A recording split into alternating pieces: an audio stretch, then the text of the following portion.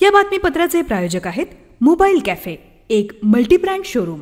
आमचा पत्ता सिन्नर बस स्थानक, गाळा नंबर 1314, महात्मा फुले पुतळ्या शेजारी, नामको बँकेसमोर, सिन्नर, नाशिक। बऱ्याच प्रतीक्षेनंतर बळीराजाला अपेक्षित वरुण राजा परतला।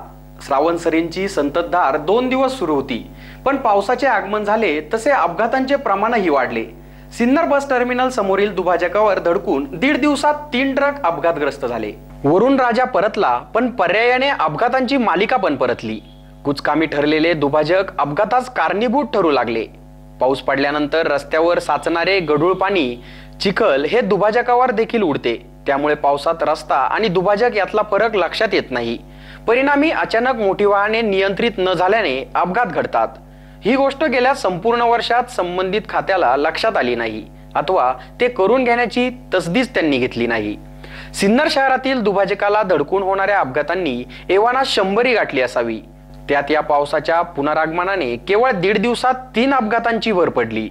यातले 2 अपघात सलग 2 दिवस पहाटे तर एक रात्रीच्या काळोखात झाला।